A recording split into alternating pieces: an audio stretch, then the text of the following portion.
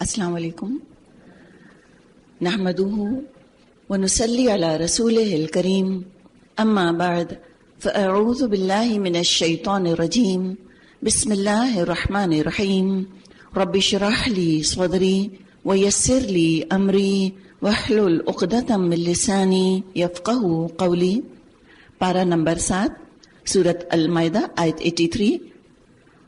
ذکر چل رہا ہے نصارہ میں سے قسیسین کا اور رہبان کا جن کے اندر تکبر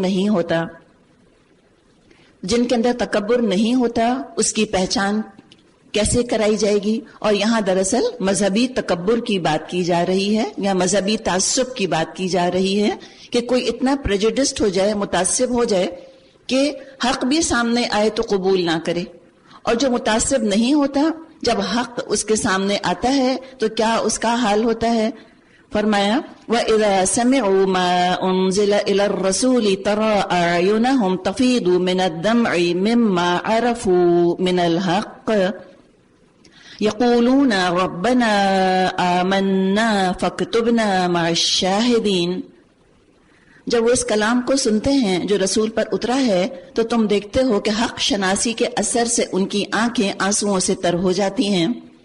وہ بول اٹھتے ہیں پروردگار ہم ایمان لائے، ہمارا نام گواہی دینے والوں میں لکھ لے۔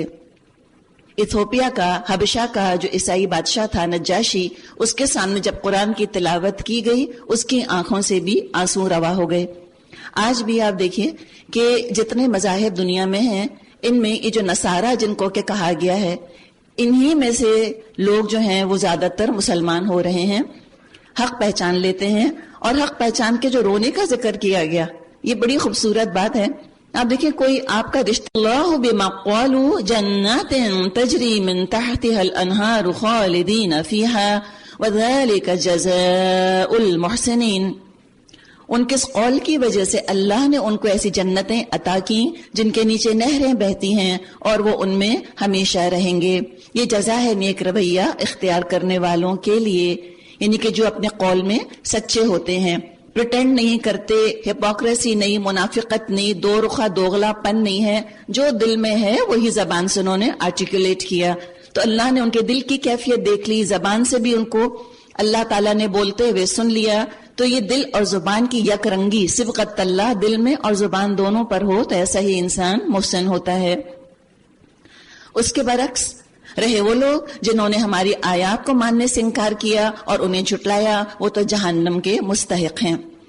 اے لوگوں جو ایمان لائے ہو، جو پاک چیزیں اللہ نے تمہارے لیے حلال کی ہیں انہیں حرام نہ کر لو، اور حد سے تجاوز نہ کرو، اللہ کو زیادتی کرنے والے سخت ناپسند ہیں۔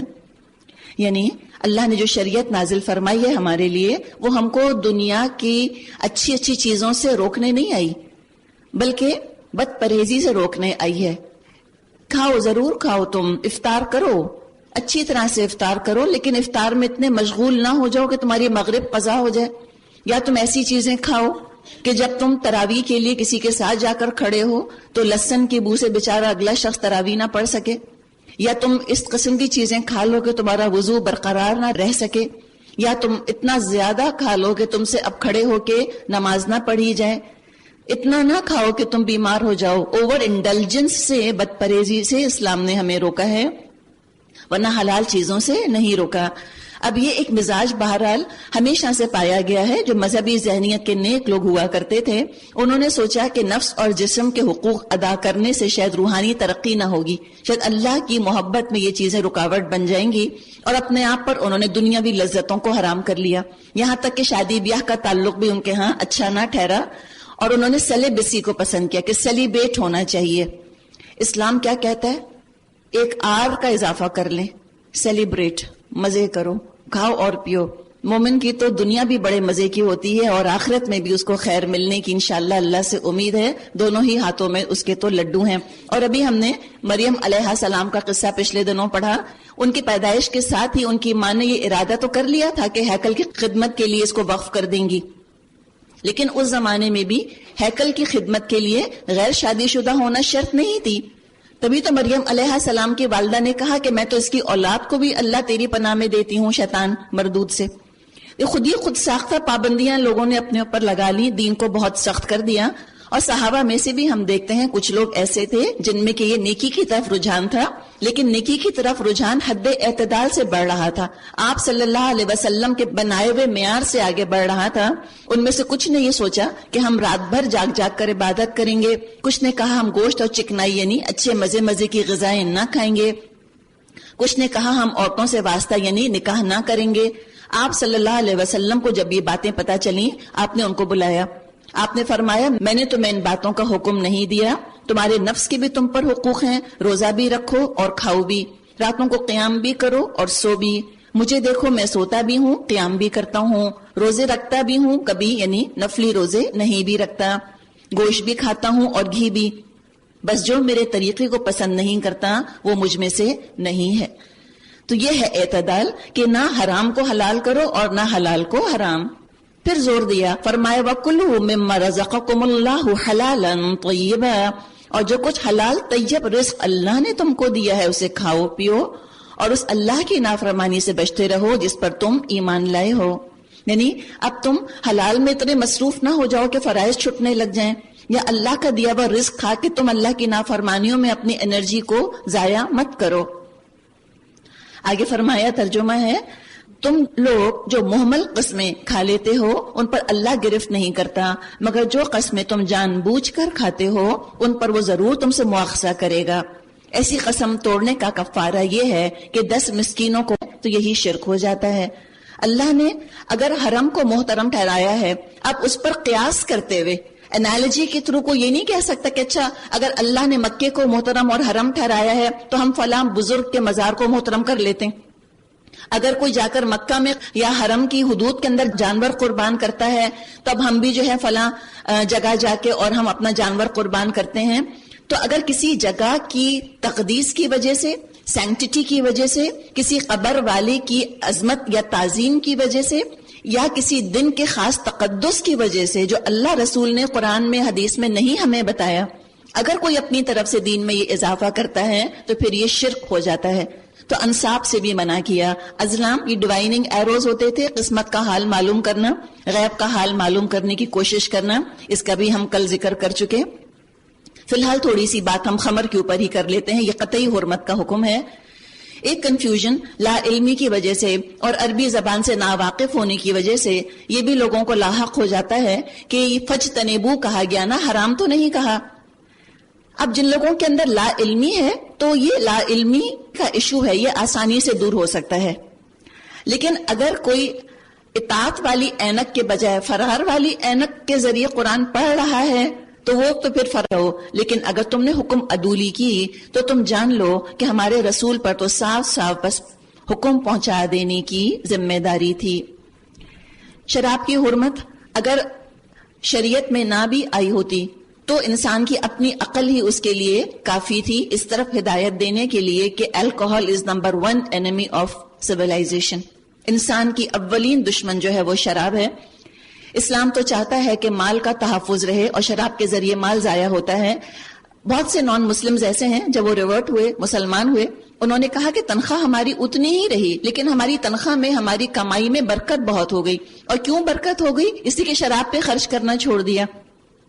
اور لگتا ایسا ہے جیسے شراب پینے کے بعد انسان بڑا لبریٹ ہو گیا ہے، جیسے اس کو ہلکے پن کا احساس ہو رہا ہے، حالانکہ لبریٹ نہیں ہوتا۔ آج ڈاکٹرز کہتے ہیں کہ شراب یا الکوہول یہ سینٹرل نروس سسٹم ڈپریسنٹ ہے، اور اس شراب سے کتنے جرائم، کتنی ذاتیاں، کتنے مظالم جو ہیں وہ وجود میں آتے ہیں، کیسی کیسی دشمنیاں اور بغض آپس میں پڑ جاتے ہیں، کتنی ہی سٹیبنگز ہیں، قتل ہیں، بیٹنگز ہیں، جھگڑے ہیں، لڑائیاں، ڈومیسٹک اسالٹس ہیں، ریپس ہیں اور ایکسیڈنٹس ہیں۔ اور بعض دفعہ یہ جو ڈرنکنگ بنجز کرتے ہیں، بعض دفعہ بچے جب کالج میں داخلہ لیتے ہیں تو دھڑا دھڑ شراب پیتے ہیں، کتنے کتنے کینز، کتنی کتنی بوتلیں پی جاتے ہیں، اس سے بھی بعض دفعہ بچوں کی، ان لڑکوں لڑکیوں کی ڈیتھ واقع ہو جاتی ہے۔ تو یہ تو ہے انسان کا بہت بڑا دشمن۔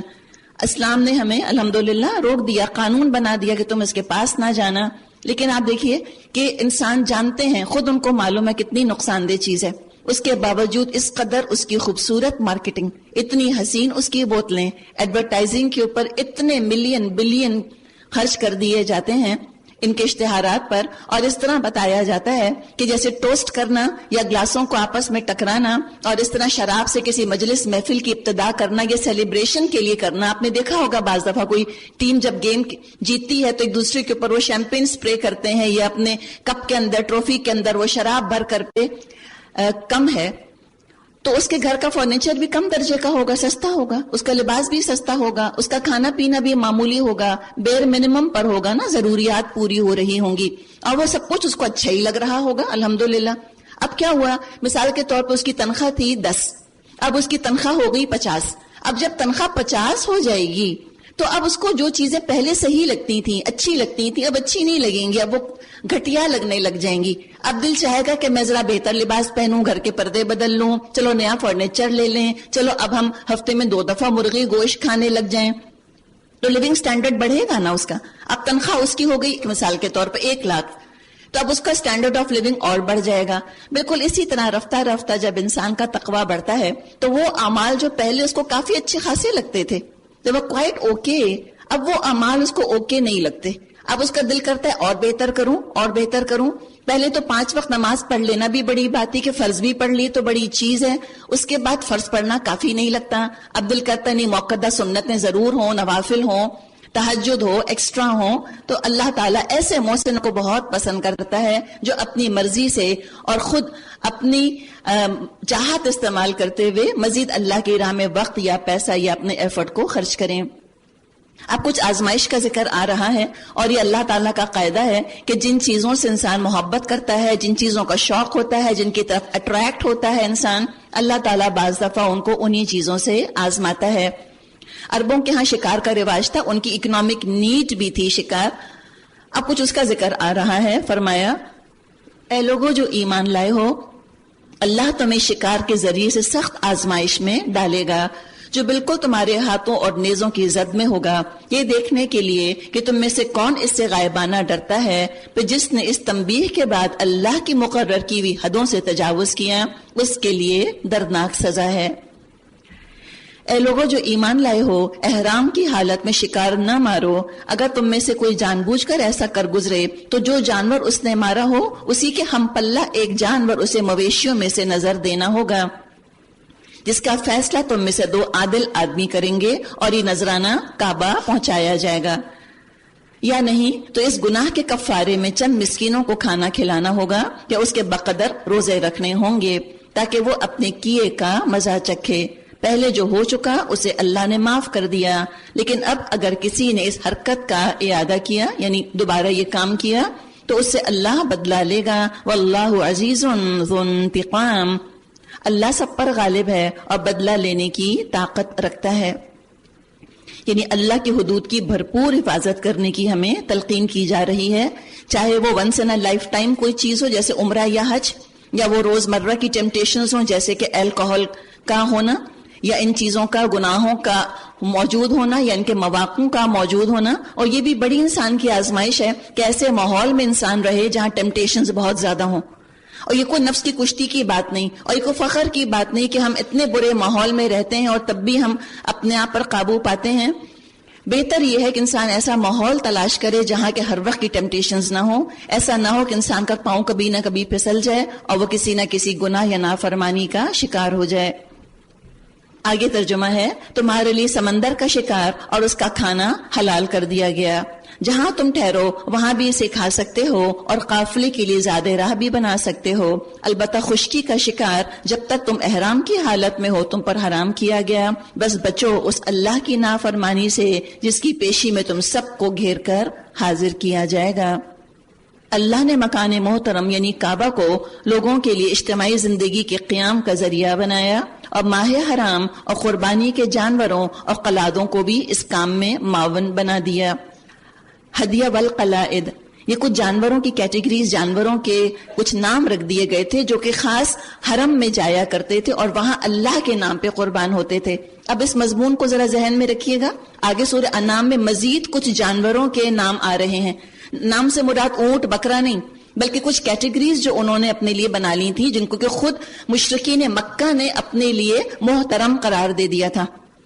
اور ان سے کام نہیں لیتے تھے، ان کو ذبح نہیں کرتے تھے، ان پہ سواری نہیں کرتے تھے، ان کا گوشت نہیں کھاتے تھے، اور وہاں اللہ نے سخت ان پہ تنقید کی ہے.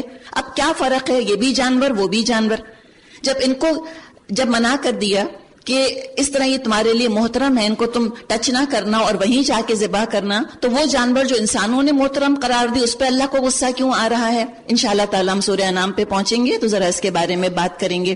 اس سے انشاءاللہ تعالی کیا ہوگا کہ بعض چیزوں کا جو ہمارے ذہنوں میں کنفیوژن ہے، ہم کہتے ہیں کیا حرج ہے، اچھا اللہ نے یہ کیا ہے تو چلو ہم بھی یوں کر لیتے ہیں تو کیا حرج ہے. اگر اللہ تعالیٰ نے خانہ کعبہ کا طواف ہمیں بتایا ہے تو ہم مدینے جا کے 7 ستونوں کا طواف کر لیتے ہیں تو کیا حرج ہے؟ حرج کیا ہوگا؟ حرج یہ ہوگا کہ ایک کام اللہ نے بتایا اور اگر تم نے بھی اپنی طرف سے اس پر قیاس کیا تو تم نے اپنے آپ کو اللہ کا شریک کر لیا حلال اور حرام کے تعین کے اندر، اور اس سے ہم کو منع کیا گیا ہے. تو اللہ تعالیٰ نے محترم قرار دیا ذَلِكَ لِتَعْلَمُوا أَنَّ اللَّهَ يَعْلَمُ مَا فِي السَّمَاوَاتِ وَمَا فِي الْأَرْضِ، تاکہ تم کو معلوم ہو اللہ آسمانوں اور زمین کے سب حالات سے باخبر ہے اور اسے ہر چیز کا علم ہے. خبردار ہو جاؤ، اللہ سزا دینے میں بھی سخت ہے اور اس کے ساتھ بہت درگزر اور رحم بھی کرنے والا ہے. اب چوائس میری اور آپ کی ہے کہ ہم اللہ کی کس شان کے مستحق بننا چاہتے ہیں. ما علی الرسول الا البلاغ، رسول پر تو صرف پیغام پہنچانے کی ذمہ داری ہے، آگے تمہارے کھلے اور چھپے سب حالات کا جاننے والا اللہ ہے. اے پیغمبر صلی اللہ علیہ وسلم ان سے کہہ دیجئے پاک اور ناپاک بہرحال یکساں نہیں ہیں، خبیث گندی چیز اور طیب چیز ایک سی نہیں ہے، جاہلیت کی باتیں اور اسلام کی باتیں ایک جیسی نہیں ہیں، حرام چیز اور حلال ایک جیسے نہیں ہو سکتے، چاہے حرام کتنا بھی خوبصورت ہو. وَلَوْ أَعْجَبَكَ كَثْرَةُ الْخَبِيثِ، چاہے تمہیں خبیث کی کثرت، گندی چیز کی کثرت کتنی بھی حیرت میں ڈالے، کتنی بھی تم کو اچھی لگے. زنا اور نکاح ایک جیسا نہیں ہو سکتا. فرینڈشپ کرنا شادی سے پہلے ایک نامحرم لڑکی اور لڑکے کی، چاہے دنیا میں کتنی بھی زیادہ عام ہو جائے، لیونگ ٹوگیدر کہنے لگ جائیں اس کو، محبت کا اظہار اس طرح کرنے لگیں، وہ کبھی نکاح کے برابر نہیں ہو سکتا. وہ گندا ہے، وہ خبیث ہے، چاہے دنیا والوں نے کتنے بھی خوبصورت اس کو نام دے دیے ہوں. آؤٹ آف ویڈلاک جو بچہ بیچارہ پیدا ہو گیا، یہ کوئی اچھی چیز نہیں ہے، یہ کام نہیں کرنا چاہیے ایک عورت اور مرد کو، چاہے وہ اس کو جو ہے وہ لو چائلڈ کا نام دے دیں یا وہ کسی اور خوبصورت نام سے پکارنے لگیں. بہت پیارا ٹائٹل لگا دینے سے گندی چیز اچھی نہیں ہو جاتی. اللہ لیبل سے دھوکہ نہیں کھاتا. گٹر کے پانی پر اگر شربت کا نام اور لیبل لگا دیا جائے تو گٹر کا پانی شربت نہیں بن جاتا، شہد نہیں بن جاتا، زہر.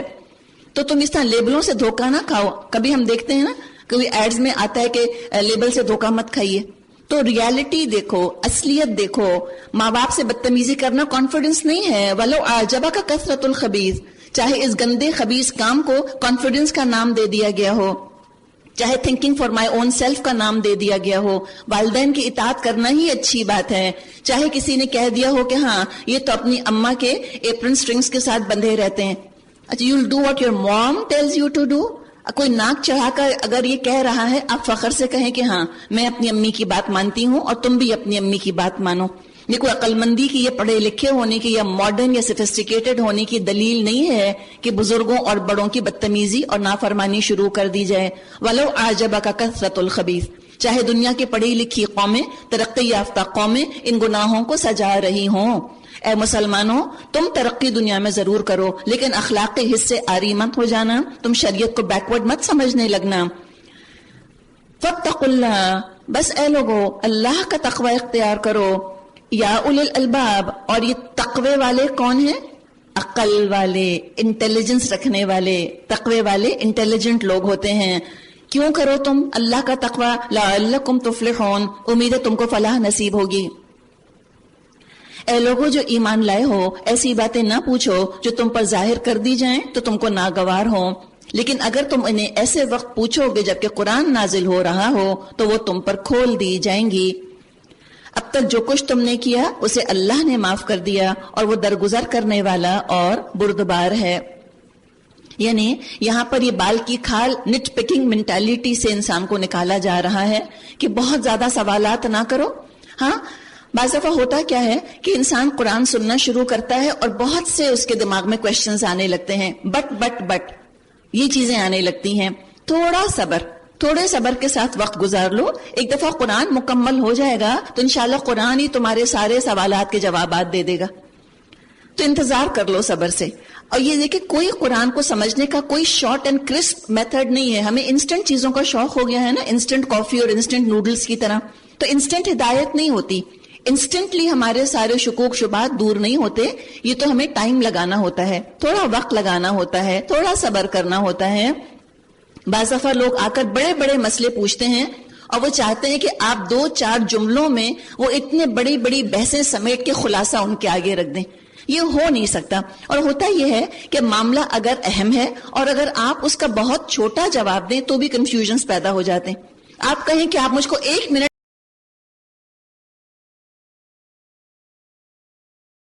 کے اندر بس اب بتا دیجئے سب کچھ, ہو نہیں سکتا. تو قرآن پڑھو, قرآن سے تم ہدایت حاصل کرو, قرآن کے ساتھ وقت لگاؤ. تم 1.5 سال 2 سال سکون کے ساتھ قرآن کے ساتھ لگا لو. جو 23 سال میں جو قرآن تھوڑا تھوڑا نازل ہوا, حقیقت ہے اللہ تعالیٰ کا اتنا کرم ہے ہمارے اوپر کہ 23 سال میں جو چیز اللہ نے نازل کی, اللہ تعالیٰ نے آج ہمارے لیے 1.5 سال میں بھی اس کو آسان کر دیا. بلکہ اگر کوئی زیادہ وقت لگانا چاہے تو 1 سال کے اندر بھی چاہے تو کافی حد تک وہ قرآن سے ہدایت حاصل کر سکتا ہے. لیکن یہ شارٹ اینڈ کرسپ نہیں ہے, کوئی شارٹ کٹ نہیں ہے اس کا کہ فٹافٹ آپ ہو جائے. تو جا کر کہے اور کھڑا ہو کسی ڈاکٹر کے پاس اور کہے کہ میرے پاس 5 منٹ ہے, آپ مجھے میڈیسن سکھا دیجئے, سکھائے گا آپ کو؟ تو قرآن کے ساتھ ہم یہ معاملہ کیوں کرتے ہیں؟ اس میں بھی وقت لگانا ہے انشاءاللہ تعالی. تو وقت لگاؤ اور انشاءاللہ تمہاری نیت اگر اچھی ہے تو تم کو ہدایت مل جائے گی, سوالات کے جواب مل جائیں گے. تو ایروگنس کے ساتھ قرآن کی طرف مت آؤ. ہرانے کے لیے, تنگ کرنے کے لیے سوالات نہ پوچھو, لوپ ہولز نکالنے کے لیے سوالات نہ پوچھو. یہ تو پچھلی قوموں میں سے بنی اسرائیل کا بھی خاص طریقہ رہا. قد سألها قوم من قبلكم ثم اصبحوا بها كافرين. تم سے پہلے ایک گروہ نے اسی قسم کے سوالات کیے تھے اور پھر وہ لوگ انہی باتوں کی وجہ سے کفر میں مبتلا ہو گئے. یعنی دیکھیں ہوتا کیا ہے, سمپل سا قرآن کا حکم ہے, جب بہت اس میں سوالات کیے جاتے ہیں تو شریعت تنگ سے تنگ ہوتی چلی جاتی ہے. تم عمل شروع کر دو, اللہ تم کو سجھاتا رہے گا. اب دیکھیے یہاں بھی ذکر آ رہا ہے, وہی سورہ مائدہ میں ذکر آ گیا ابھی جو ہم نے بات کی تھی مختلف جانوروں کی. ما جعل اللہ من بحیرۃ ولا سائبۃ ولا وسیلۃ ولا حام. اللہ نے نہ کوئی بحیرہ مقرر کیا, نہ سائبہ اور نہ وسیلہ اور نہ حام, مگر یہ کافر اللہ پر جھوٹ تہمت لگاتے ہیں اور ان میں سے اکثر بے عقل ہیں. دیکھیے یہ بھی جانوروں کی کیٹیگریز ہیں جو مختلف معبودوں کے نام پر انہوں نے خود ساختہ عقیدے کی وجہ سے جن کو کہ آزاد چھوڑ دیا تھا. جیسے کہ کسی بھی جانور کو محترم قرار دینا, گائے کا گوشت حرام کر لینا, گائے کو آزاد چھوڑ دینا, یا بندروں کو یا کسی اور جانور کو, یا بعض دفعہ پیروں کے نام پر جانور جو ہیں وہ اس طرح کھلے چھوڑ دیے جاتے ہیں. اب اس میں اور جو پیچھے ہدیہ اور قلائد میں کیا فرق ہے؟ یہ بھی جانور وہ بھی جانور. فرق یہ ہے کہ وہ حکم اللہ نے دیا اور یہ لوگوں نے اپنی عقلوں سے خود ہی گھڑ لیا.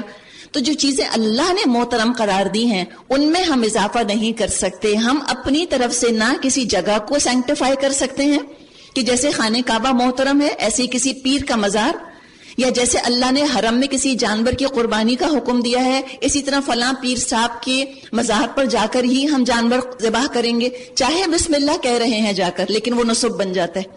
وہاں لے جا کر کیوں کیا بتاؤ؟ کسی خاص دن کیوں کیا؟ اس کا مطلب ہے صاحب قبر کی یا کسی مخلوق کی عظمت ہے تمہارے دل کے اندر.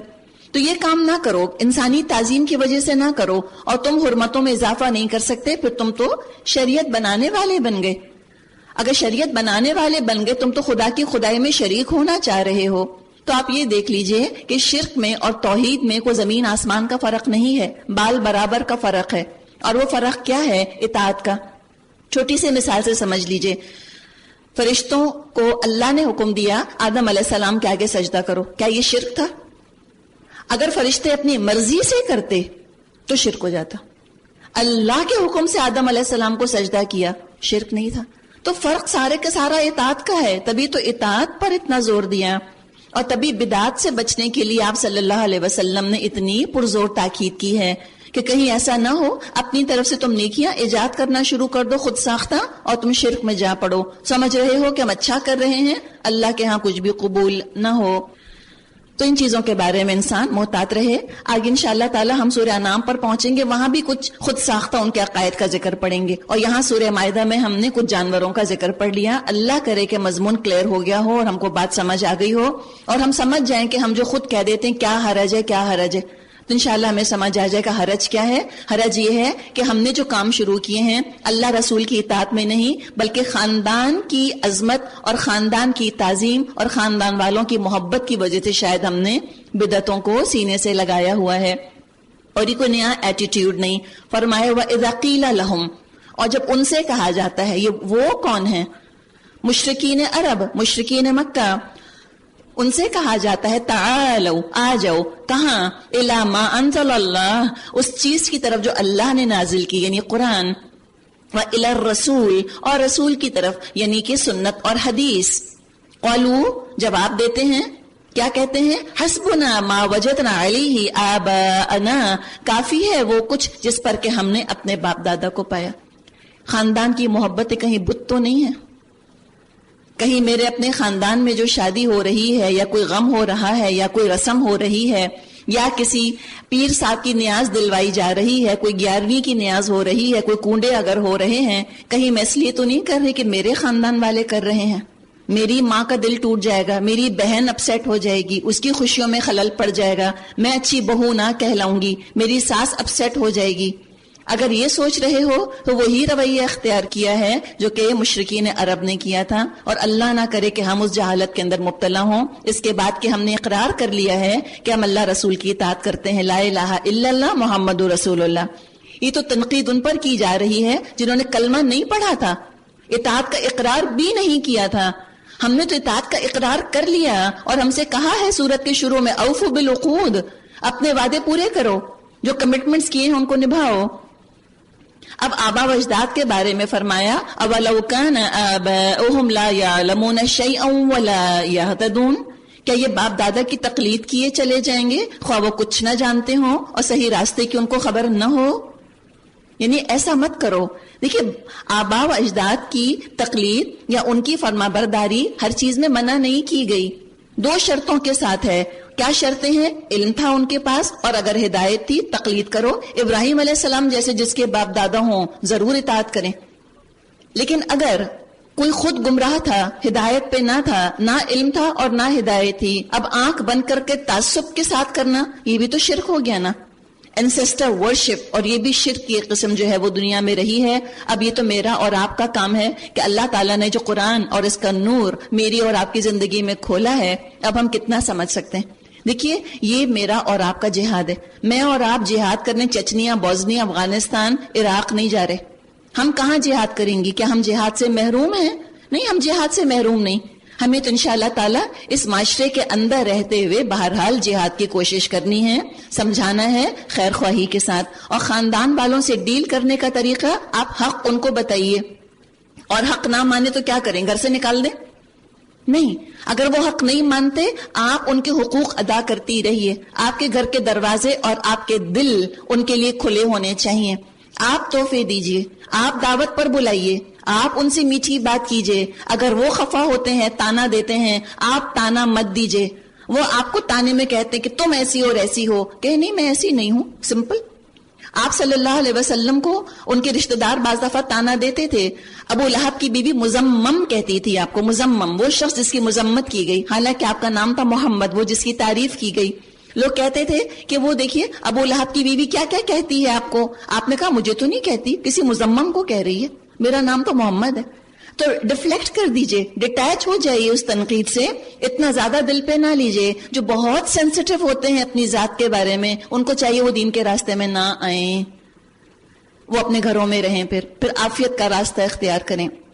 الحمدللہ جن کے اعصاب مضبوط ہیں وہ آئیں اور یہ کام کریں. اور تلخی کے لیے انسان کو تیار مینٹلی رہنا ہوگا, تھوڑا سا آپ کو تلخی کے لیے تیار ہونا ہوگا, اس لیے کہ ایک تو آباء و اجداد کا معاملہ, محبتوں کا معاملہ ایک چیز یہ, اور دوسری بہت پیاری چیز دین. تو جہاں آباء و اجداد اور دین یہ 2 نام جمع ہو جاتے ہیں وہاں ہم بہت حساس ہو جاتے ہیں. تو بہت بدتمیزی کے ساتھ, بہت سختی کے ساتھ, لیکچر کے انداز میں, ڈانٹنے کے انداز میں بات نہیں کرنی.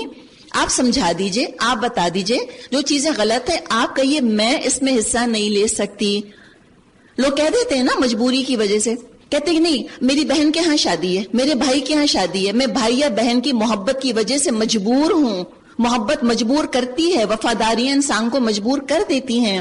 تو آپ بھی کہہ دیجئے کہ ہاں میں بھی کسی محبت اور میں بھی کسی وفاداری کی وجہ سے مجبور ہوں.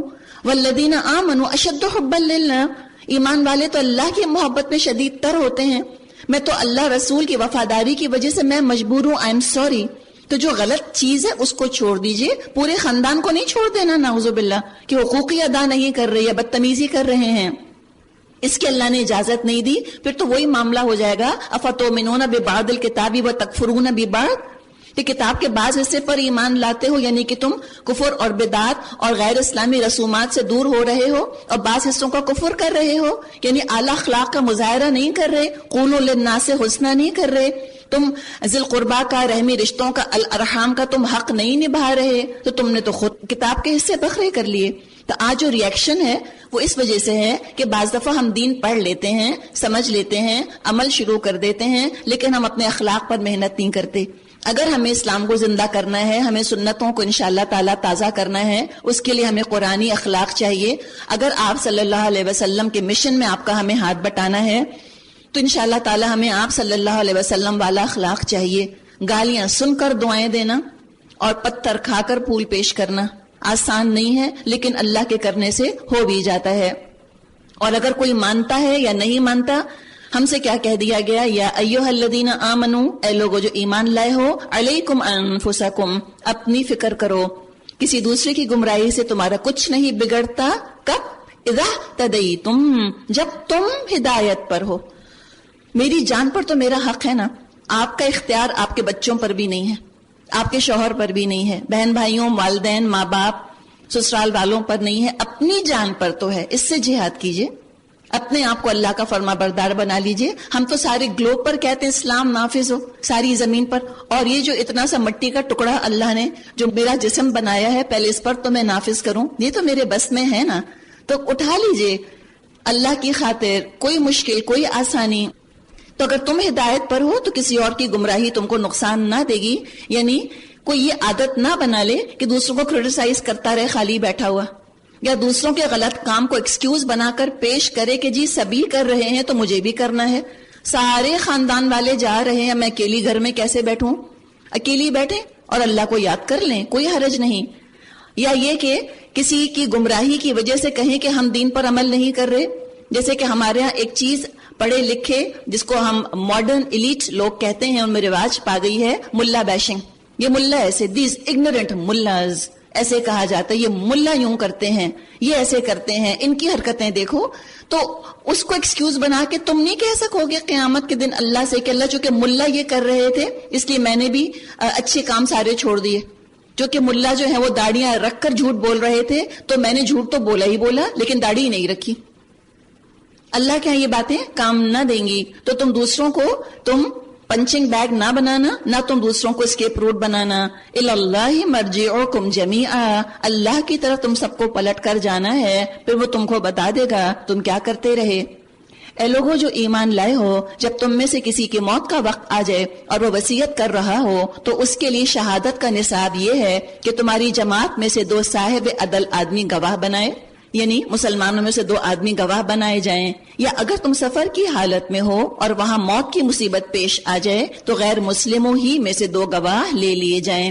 پھر اگر کوئی شک پڑ جائے تو نماز کے بعد دونوں گواہوں کو مسجد میں روک لیا جائے اور وہ اللہ کی قسم کھا کر کہیں کہ ہم کسی ذاتی فائدے کے عوض شہادت بیچنے والے نہیں ہیں، اور خواہ کوئی ہمارا رشتہ دار ہی کیوں نہ ہو، یعنی ہم اس کی رعایت نہ کریں گے اور نہ خدا واسطے کی گواہی کو ہم چھپانے والے ہیں. اگر ہم نے ایسا کیا تو گناہگاروں میں شمار ہوں گے. لیکن اگر پتہ چل جائے کہ ان دونوں نے اپنے آپ کو گناہ میں مبتلا کیا ہے تو پھر ان کی جگہ 2 اور شخص جو ان کی بنسبت شہادت دینے کے اہل تر ہوں ان لوگوں میں کھڑے ہوں جن کی حق تلفی ہوئی ہو، اور وہ خدا کی قسم کھا کر کہیں ہماری شہادت ان کی شہادت سے زیادہ برحق ہے اور ہم نے اپنی گواہی میں کوئی زیادتی نہیں کی، اور اگر ہم ایسا کریں تو ظالموں میں سے ہوں گے. اس طریقے سے زیادہ توقع کی جا سکتی ہے کہ لوگ ٹھیک ٹھیک شہادت دیں گے، یا کم از کم اس بات ہی کا خوف کریں گے کہ ان کی قسموں کے بعد دوسری قسموں سے کہیں ان کی تردید نہ ہو جائے. واتقوا اللہ، اور اللہ کا تقوی اختیار کرو، یعنی قانونی معاملات میں بھی تقوی کی ضرورت ہے. تقوی صرف رمضان تک یا حج تک محدود نہیں ہے، ہر معاملے میں تقوی کی ضرورت ہے. واسمعوا، اور سنو، واللہ لا یہدی القوم الفاسقین، اللہ نافرمانی کرنے والوں کو اپنی رہنمائی سے محروم کر دیتا ہے. تو ابھی ہم اپنے ارادے کر لیں کہ اللہ میرا نافرمانی کا کوئی ارادہ نہیں ہے، اللہ میں بننا چاہتی ہوں فرما بردار، اللہ تو مجھے فرما بردار بنا دے اور پورے ماحول کو میرا معاون بنا دے. اب خاتمہ سورت کی آیات آ رہی ہیں. جس روز اللہ سب رسولوں کو جمع کر کے پوچھے گا تمہیں کیا جواب دیا گیا، یعنی تمہاری قوموں کا رسپانس کیا تھا، تو وہ عرض کریں گے ہمیں کچھ علم نہیں، آپ ہی تمام پوشیدہ حقیقتوں کو جانتے ہیں.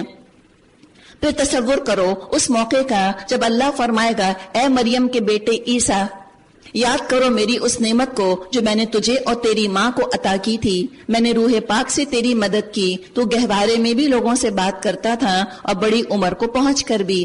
میں نے تجھ کو کتاب اور حکمت اور تورات اور انجیل کی تعلیم دی. تو میرے حکم سے مٹی کا پتلا پرندے کی شکل کا بناتا اور اس میں پھونکتا تھا اور وہ میرے حکم سے پرندہ بن جاتا تھا. تو مادر ذات اندھے اور کوڑی کو میرے حکم سے اچھا کرتا تھا، تو مردوں کو میرے حکم سے نکالتا تھا. پھر جب تو بنی اسرائیل کے پاس صریح نشانیاں لے کر پہنچا تو جو لوگ ان میں سے منکر حق تھے انہوں نے کہا یہ نشانیاں جادوگری کے سوا اور کچھ نہیں. تو میں نے ہی تجھے ان سے بچایا. اور جب میں نے حواریوں کو اشارہ کیا کہ مجھ پر اور میرے رسول پر ایمان لاؤ، تب انہوں نے کہا ہم ایمان لائے. قالوا آمنا، انہوں نے کہا ہم ایمان لائے. پتہ چلا کہ جن کے دل میں تقوی ہوتا ہے اللہ ان کے دل کو ہدایت دے دیتا ہے. آگے ہم پڑھیں گے کہ جو اللہ کا تقوی اختیار کرے اللہ اس کے دل کو ہدایت دے دیتا ہے. تو دل کے اندر اللہ نے خیال ڈال دیا، ان کے دلوں کو اللہ تعالیٰ نے قائل کر دیا. واشہد بأننا مسلمون، اور گواہ رہو کہ ہم مسلم ہیں. یہ مسلم لفظ کی تکرار آپ دیکھ رہی ہیں تمام پچھلے انبیاء کو، اور ہر نبی کے آنے سے پہلے جو اس زمانے کے موجودہ نبی تھے ان کے ماننے والوں کو سب کو اسلام نے مسلم کہا.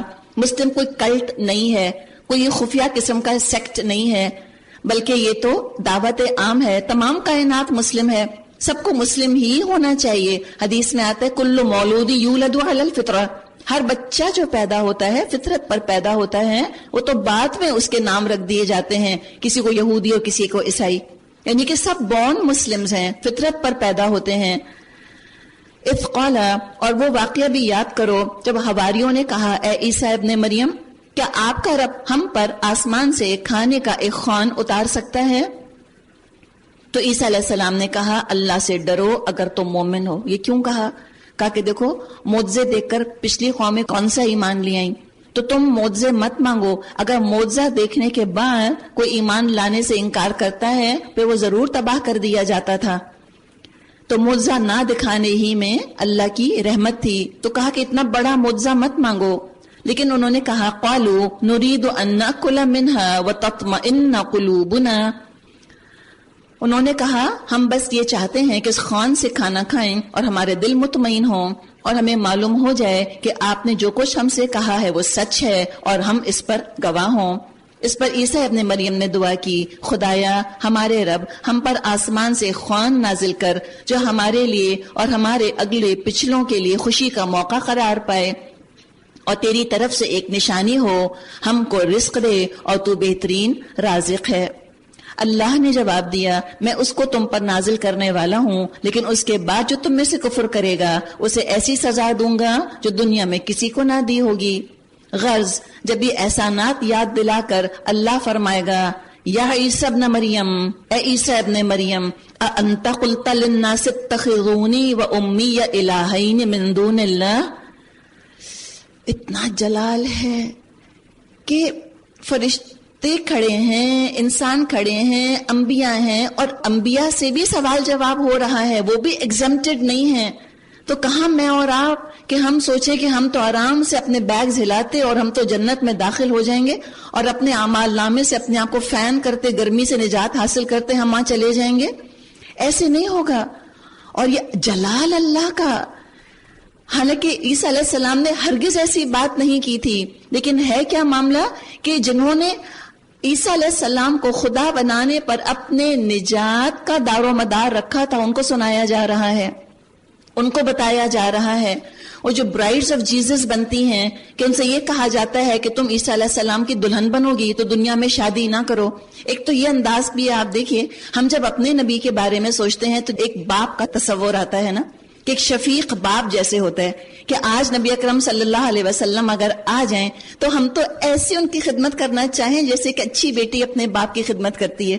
ہم تو ان کا دل خوش کرنا چاہیں، ہم تو ان کی نظروں میں اپنے لیے فخر دیکھنا چاہیں، جیسے کہ ایک باپ اپنی اچھی بیٹی کو دیکھ کر اس کی آنکھوں میں ایک فخر کا جذبہ آ جاتا ہے، ہم تو یوں چاہیں.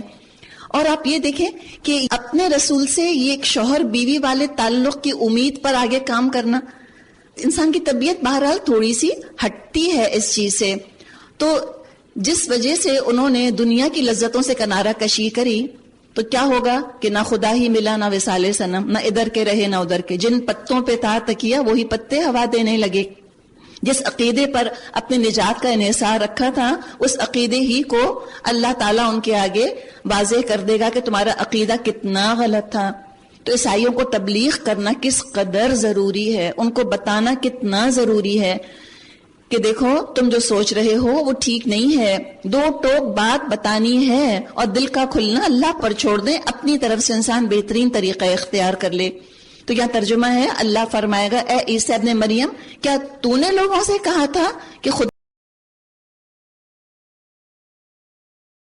کے سوا مجھے اور میری ماں کو بھی خدا بنا لو؟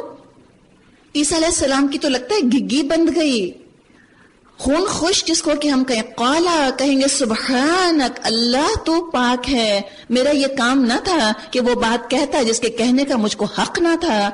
اگر میں نے ایسی بات کہی ہوتی تو ضرور اللہ آپ کے علم میں ہوتی. آپ جانتے ہیں جو میرے دل میں ہے اور میں نہیں جانتا جو آپ کے دل میں ہے. آپ تو ساری پوشیدہ حقیقتوں کے عالم ہیں. میں نے تو ان سے اس کے سوا کچھ نہ کہا جس کا کہ آپ نے حکم دیا تھا. کیا؟ ان اعبدوا اللہ ربی و ربکم، کہ تم عبادت کرو اللہ کی، وہ میرا بھی رب ہے اور تمہارا بھی. میں اسی وقت تک ان کا نگران تھا جب تک میں ان کے درمیان تھا. جب آپ نے مجھے واپس بلا لیا تو آپ ان پر نگران تھے اور آپ تو ساری ہی چیزوں پر نگران ہیں. ان تعذبہم فانہم عبادک، اب اگر تو ان کو سزا دے تو تیرے ہی بندے ہیں، یعنی کہ اللہ کے رحم کو اپیل کی جا رہی ہے. وَإِن تَغْفِرْ لَهُمْ فَإِنَّكَ أَنْتَ الْعَزِيزُ الْحَكِيمُ، اور اگر معاف کر دیں تو آپ غالب اور دانا ہیں. یعنی اللہ اگر تو کسی کو بخشنے کا فیصلہ کرتا ہے تو کسی مجبوری یا کمزوری کی وجہ سے نہیں، تو زبردست ہے.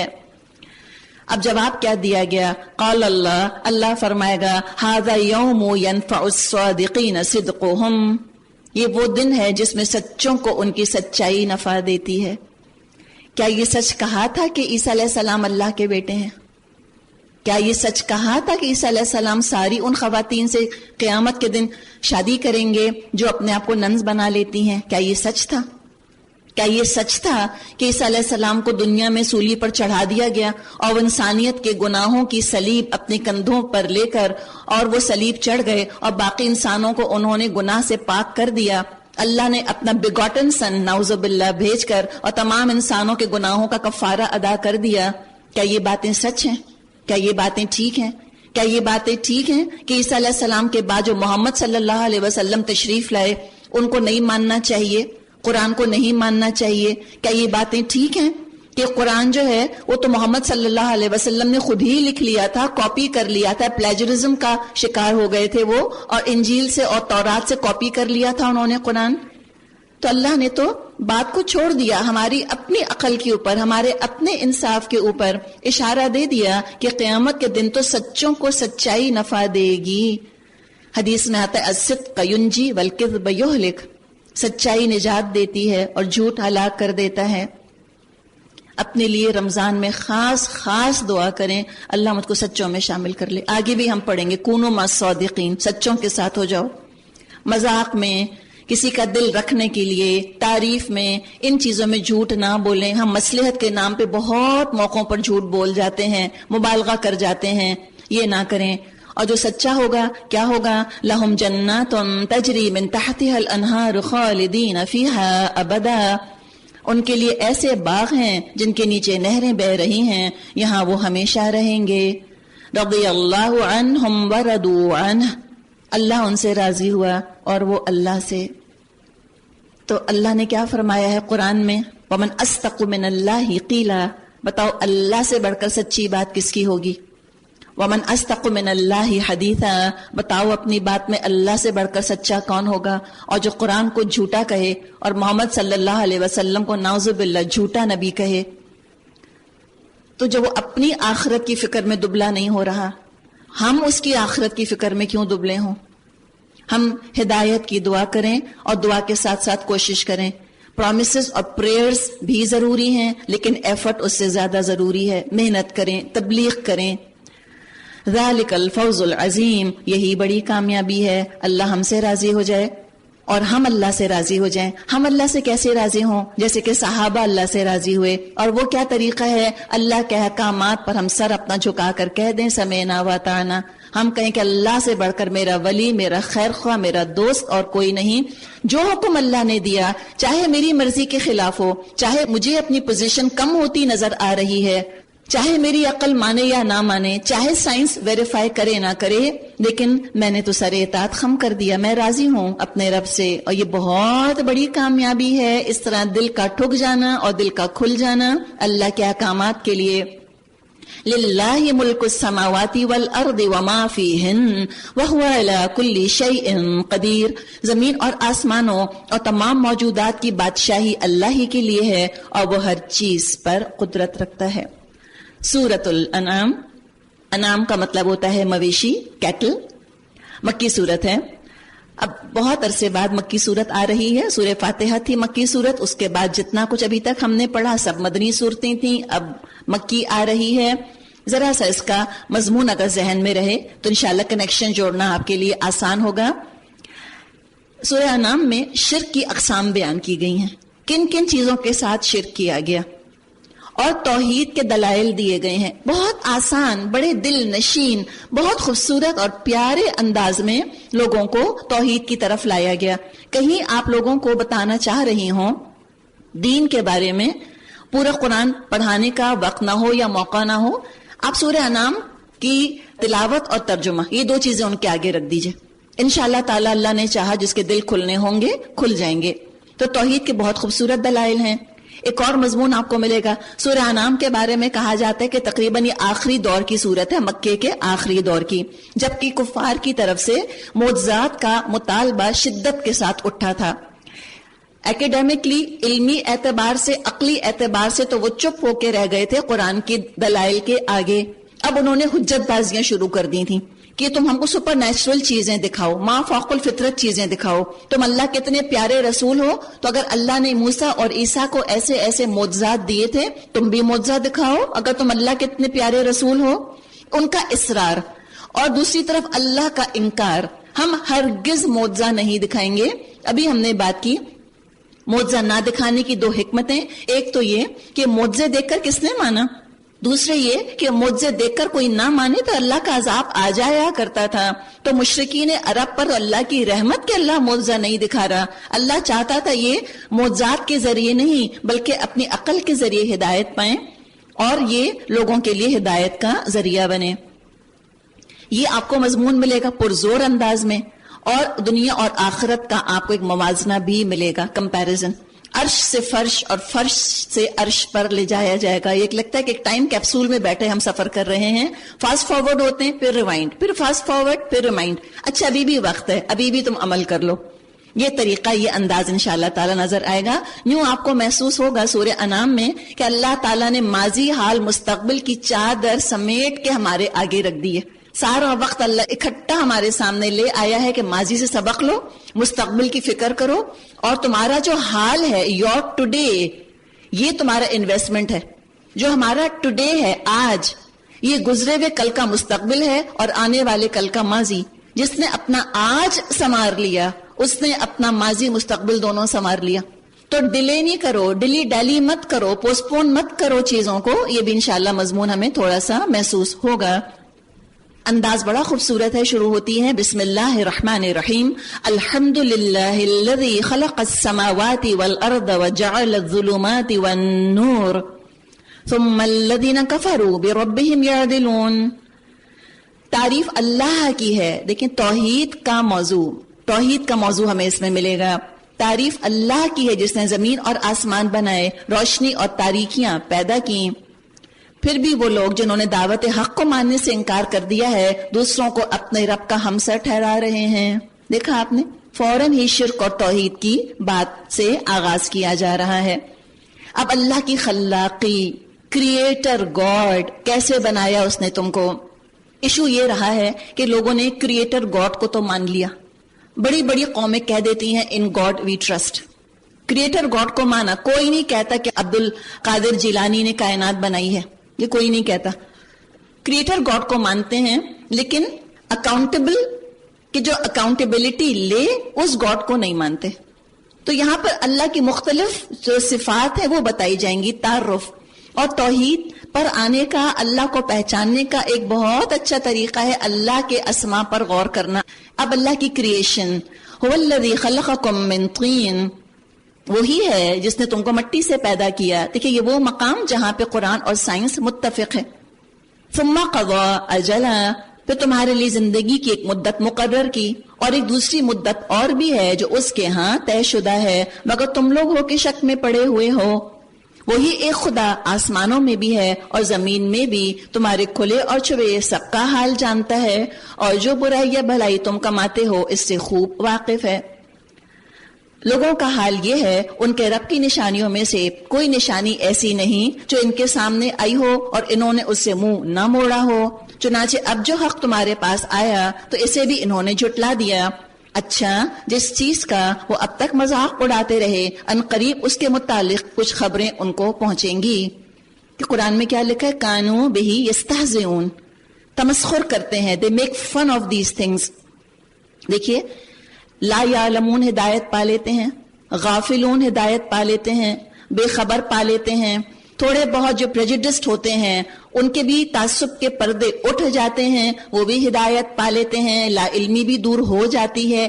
ایک پردہ، آئرن کرٹن جو نہیں اٹھتا، ایک کیٹیگری جو ہدایت نہیں پاتی، وہ مستہزئون ہے، پیپل ہو میک فن۔ تو کبھی اللہ کی شریعت کا مذاق نہ اڑائیں، مذاق میں بھی مذاق مت اڑائیں کسی شریعت کے حکم کا۔ ایسا نہ ہو کہ اللہ کو اتنا غصہ آئے کہ اللہ سیل کر دے۔ بچوں کو آپ دیکھیں، بچوں میں اتنی سیلف ریسپیکٹ ہوتی ہے، بعض دفعہ بچے معصومیت میں کوئی اتنی پیاری بات کہہ جاتے ہیں کہ بے ساختہ بڑے ہنس پڑتے ہیں، رونے لگ جاتے ہیں بچے، ہنسے کیوں میرے اوپر؟ اور اللہ کی غیرت کے بارے میں ہم نے کیا اندازہ لگایا؟ اللہ کی بات پہ ہنسو گے، تمسخر جان جان کے اڑاؤ گے، اللہ کی غیرت کو جوش نہ آئے گا۔ وہ معصوم بچہ تمہارا کچھ نہیں بگاڑ سکتا، اللہ تمہارا سب بگاڑ سکتا ہے۔ تو مستہزئون نہ بنے اور نہ کبھی کسی کو انکریج کریں۔ ڈونٹ ٹیک ریلیجن لائٹلی، اس معنوں میں خود عمل نہیں کر رہے کوئی بات نہیں، کوئی اور عمل کر رہا ہے، مذاق اڑا کے اس کا راستہ نہ روکیں۔ اور یہ مذاق اڑانا، یہ آپ دیکھیں اتنا بڑا امپیڈمنٹ بن جاتا ہے۔ کتنی ینگ لڑکیاں، کتنے ینگ لڑکے، ہو سکتا ہے دین کی بات سمجھ آ گئی، لڑکیاں جو ہیں ہو سکتا ہے حجاب کرنا چاہتی ہوں، کیوں نہیں کرتی؟ کہتی نہیں مام، my friends will make fun of me, میری فرینڈز تو میرا مذاق اڑائیں گی۔ اس مذاق کی وجہ سے عمل نہیں کرتے کہ ہم سوشل آؤٹ کاسٹ بن جائیں گے، لوگ ہم کو ڈیگریڈ کریں گے۔ تو یہ مذاق اڑانا سمجھ میں آنے کے باوجود دین پر عمل پر آمادہ نہیں کرتا۔ اور ینگ لڑکے لڑکیوں کی کیا بات، بڑی بڑی خواتین، بڑے بڑے مرد ڈرتے ہیں اس چیز سے کہ لوگ ہمارا مذاق اڑائیں گے۔ تو اس ایک پرسیکیوشن کی وجہ سے جو کہ مذاق کی شکل میں ہوتا ہے، لوگ نہیں آتے ہدایت کے اوپر۔ اتنا بڑا یہ پرابلم ہے مذاق کا اڑانا۔ فرمایا الم یرو، کیا انہوں نے دیکھا نہیں، ان سے پہلے کتنی ہی ایسی قوموں کو ہم ہلاک کر چکے ہیں جن کا اپنے اپنے زمانے میں دور دورہ تھا۔ کیا ان کی ترقی تھی، کیا کچھ ان کے ہاں ایجادات ہوئی تھیں۔ مکناہم فی الارض، ہم نے اقتدار دیا، ما لم نمکن لکم، وہ اقتدار کو بھی تم کو ہم نے دیا بھی نہیں۔ اور یہ تم سے مراد خالی اہل عرب نہیں ہے، ہر زمانے کے لوگ۔ اور ہم کیا کہہ سکتے ہیں کہ دنیا میں کس قدر پہلے ترقی ہو چکی تھی۔ کوئی وہ کہتے ہیں نا کہ وہ جو لاسٹ کوئی کانٹیننٹ ہے، اٹلانٹس کہا جاتا ہے شاید اس کو، کہ اتنی ترقی تھی کہ ایکسٹرا ٹیرسٹریلز کے ساتھ وہ کانٹیکٹ کرتے تھے، اور برمیوڈا ٹرائنگل کے بارے میں اتنے مزے کی وہ باتیں کرتے ہیں کہ وہاں پہ کچھ ابھی ایسے آلات ہیں جس سے کہ کچھ شعاعیں یا کوئی اس طرح کی ریڈیشنز نکلتی ہیں. تو اللہ بہتر جانتا ہے، ہو سکتا ہے ایک زمانہ آیا تھا کہ جب ترقی بہت ہو چکی ہو. سو واٹ اگر ہسٹورینز یا آرکیولوجسٹ جو ہیں وہ اس کو دریافت نہ کر سکے. ہم سمجھتے ہیں کہ دنیا میں ترقی آج بس امریکہ ہی نے کی ہے، اس کی ترقی ہی سے مروب ہے نا. سمجھتے ہیں کہ جو چیز امریکہ نے یا یورپ نے نہیں کی وہ تو پہلے کبھی ہوئی نہ ہوگی، حالانکہ خود ان میں سے جو اہل علم ہیں، چاہے وہ امریکن ہو یا یورپین یا پاکستانی ہو، وہ اس بات کے لیے اپنے دماغ کو کھلا رکھتے ہیں کہ ہو سکتا ہے دنیا میں ایک دور ایسا آیا ہو جب ہمارے دور سے زیادہ اس وقت ترقی ہو چکی ہو. پیرامڈز نہیں سمجھ آتے ان کو کس طرح سے بنے، کیسے انہوں نے اتنے بھاری بھاری پتھروں کو جوڑا ہے کہ اب کاغذ نہیں اندر گھسا سکتے، پرفیکشن کے ساتھ. ایزیٹکس ہیں، انکاز ہیں، ساؤتھ امریکن جو یہ سیولائزیشنز گزر گئیں، حیران ہوتے ہیں ان کے اوپر، پتہ نہیں کیا ترقی کی تھی انہوں نے. تو ایک اشارہ ہے، بہرحال just a point of interest, academic interest کی باتیں ہیں. اللہ نے بہت کچھ ان کو دیا. وَأَرْسَلْنَا السَّمَاءَ عَلَيْهِمْ مِدْرَارًا، اور ہم نے ان پر آسمان سے خوب بارشیں برسائیں اور ان کے نیچے نہریں بہا دیں، یعنی کہ کوئی نیچرل ڈیزاسٹر نہ آیا، خوب پھلے پھولے. اللہ تعالیٰ کیا ترقی کے خلاف ہے؟ فرمایا فَأَهْلَكْنَاهُمْ، تو ہم نے تم کو ہلاک کر دیا. کیوں؟ اس لیے ہلاک کر دیا اللہ نے کہ اریگیشن سسٹم بہت اچھا تھا. کیا اس لیے اللہ ہلاک کر دیتا کہ تم نے اسکائی اسکریپر کیوں بنائے؟ کیا اللہ اس لیے ہلاک کرتا ہے کہ تم نے پینسلین کیوں دریافت کر لی؟ کیا اللہ اس لیے ہلاک کرتا ہے تم ریکنسٹرکٹیو سرجری تم نے کیوں سیکھ لی؟ نہیں، اس لیے ہلاک نہیں کرتا. اللہ کو تو ترقی اچھی لگتی ہے. اللہ نے تو علم سکھایا ہے، اس کا ایکسفولیشن اللہ کو پسند ہے. اور قرآن میں کبھی آپ بیٹھ کے اگر کر سکیں ریسرچ تو ضرور کیجئے کتنی دفعہ علم اور کتنی دفعہ کتاب کا ذکر ہے. قرآن سے بڑھ کر کتاب دوست، اسلام سے بڑھ کر علم دوست آپ کو کون ملے گا؟ اللہ تو چاہتا ہے ترقی کرو، کہ تمہارے پلمبنگ سسٹم بھی بہت اچھا ہو، میڈیسن بھی ترقی کرے، فزکس بھی اور کیمسٹری اور بایولوجی اور سب میں ترقی کرو. ترقی کی وجہ سے اللہ نے ہلاک نہیں کیا، اسکائی اسکریپر بنانے کی وجہ سے نہیں ہلاک کیا. کیوں کیا؟ بذنوبہم، گناہوں کی وجہ سے. یہ کوئی ضروری ہے کہ اگر دنیاوی ترقی ہو رہی ہے تو تم گناہوں کے اندر بھی تم جری ہو جاؤ؟ لیکن دیکھیں یہ کچھ ہے ہی قاعدہ جو دنیاوی طور پہ بہت آگے چلے جاتے ہیں، چاہے وہ رومنز ہو یا گریک، یا اپنے زمانے میں مسلمان جب نہایت ترقی یافتہ ہو چکے تھے، یا آج کے زمانے کے ترقی یافتہ اقوام. کچھ یہ ہو جاتا ہے پرابلم کہ دنیاوی ترقی کے ساتھ ساتھ گناہوں میں بھی بہت ترقی کرتے ہیں.